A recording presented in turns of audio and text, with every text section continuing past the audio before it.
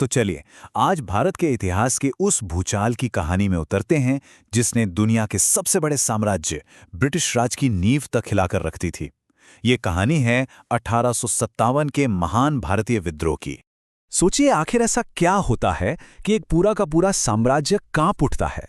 एक इतना विशाल, इतना शक्तिशाली साम्राज्य जो दुनिया के बड़े हिस्से पर राज कर रहा हो, वो आखिर कैसे कैसे कांपने पर मजबूर हो गया। देखिए, ये कोई छोटी मोटी बगावत नहीं थी। नहीं, ये एक ऐसा जलजला था जिसकी गूंज 7 समंदर पार सीधे लंदन के सत्ता के गलियारों तक सुनाई दी।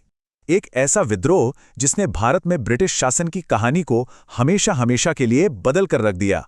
अब 1857 का ये जो विद्रोह था, ये कोई अचानक भड़की हुई आग नहीं थी, बिल्कुल नहीं। ये तो उस बारूद के ढेर का नतीजा था जो आप कह सकते हैं कि पूरे 100 साल से, मतलब 1757 में प्लासी की लड़ाई के बाद से ही धीरे धीरे जमा हो रहा था। तो आखिर ये बारूद जमा क्यों हो रहा था? इस विद्रोह को ठीक से समझने के लिए हमें उन दबावों को देखना होगा जो भारतीय समाज के हर एक तबके पर बन रहे थे। और ये कारण जानते हैं, कई परतों में फैले हुए थे। तो सबसे पहले बात करते हैं पैसे की।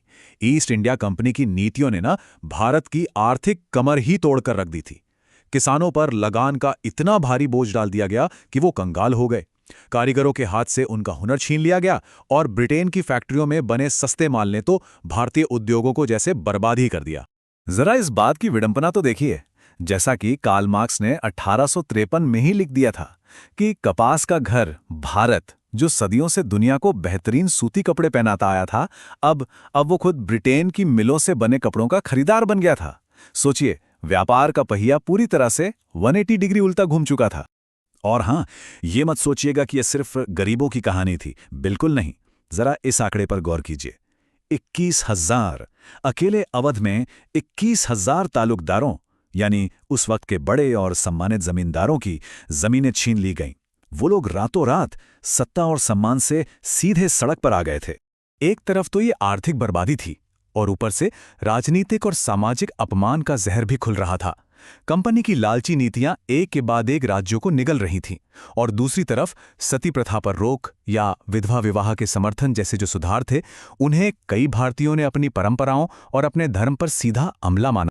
तो 100 साल का ये दमन, ये असंतोष, सब कुछ जमा हो चुका था। और फिर एक ऐसी घटना हुई जो कहते हैं ना, ऊंट की पीठ पर आखिरी तिनका, वो साबित हुई।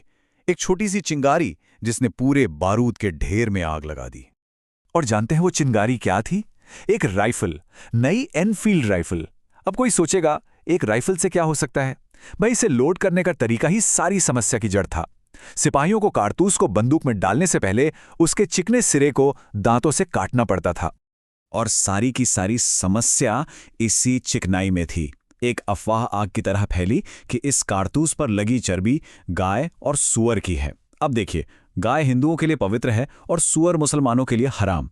बस इस एक बात ने हिंदू और मुस्लिम सिपाहियों को उनके ब्रिटिश अधिकारियों के खिलाफ ऐसे एकजुट कर दिया जैसा पहले कभी नहीं हुआ था। ये उनके लिए उनके धर्म पर, उनकी आस्था पर सीधा हमला था। बस इसके बाद जो हुआ वो सिर्फ एक फौजी बगावत नहीं रही। वो चिंगारी इतनी तेजी से फैली कि एक बड़े जनविद्रोह में बदल गई। एक ऐसी आग जिसने देखते ही देखते पूरे उत्तर भारत को अपनी चपेट में ले लिया। और फैलने की रफ्तार, आप बस रफ्तार देखिए। फरवरी में बैरकपुर में पहली चिंगारी सुलगती है। 8 अप्रैल को मंगल पांडे को फांसी दे दी जाती है। और फिर 10 मई को मेरठ में विद्रोह की ज्वाला भड़क उठती है। और सिर्फ एक दिन के अंदर, सिर्फ एक दिन में विद्रोही दिल्ली पहुंच चुके थे और उन्होंने पूरे शहर पर कब्जा कर लिया था। और जानते हैं, यही इस विद्रोह का असली चेहरा था। ये अब सिर्फ सिपाहियों की बगावत नहीं रह गई थी। बहुत जल्द किसान, कारीगर, जमींदार, समाज का हर तबका इस लड़ाई में शामिल हो गया। ये ब्रिटिश राज के खिलाफ एक जनयुद्ध, एक आवामी जंग बन चुका था। और इस जन भागीदारी की कीमत बहुत बड़ी थी।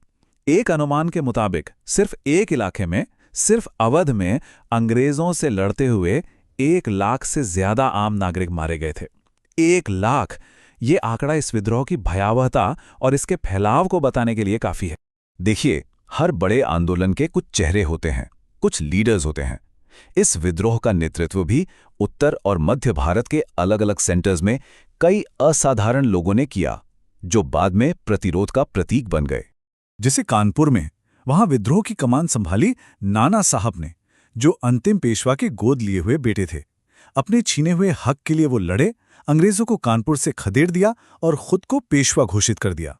वहीं लखनऊ में बागदौड़ संभाली बेगम हजरत महल ने, उन्होंने अपने छोटे बेटे को अवध का नवाब घोषित किया और इतनी बहादुरी से ब्रिटिश सेना का सामना किया कि उनकी लीडरशिप का लोहा सबने माना। बिहार से एक ऐसे नायक उभरे जिनकी उम्र सोचिए 70 साल थी, जगदीशपुर के जमींदार कुंवर सिंह। इस उम्र में भी वो गुरिल्ला युद्ध के इतने जबरदस्त रणनीतिकार साबित हुए कि उन्होंने अंग्रेजों को कई बार हराया। और फिर झांसी, और झांसी में थीं रानी लक्ष्मीबाई, जो शायद इस विद्रोह की सबसे आइकॉनिक, सबसे प्रतिष्ठित नेताओं में से एक बनी। उनकी वो हुंकार तो आज भी गूंजती है, मैं अपनी झांसी नहीं दूंगी। उनकी बहादुरी का आलम क्या था, ये इसी बात से पता चलता है कि उन्हें हराने वाले ब्रिटिश जनरल सर ह्यू रोज ने खुद उनके बारे में लिखा था, यहां वो औरत सो रही है जो विद्रोहियों में अकेली मर्द थी। सोचिए, दुश्मन के मुंह से निकली इससे बड़ी श्रद्धांजलि और क्या हो सकती है।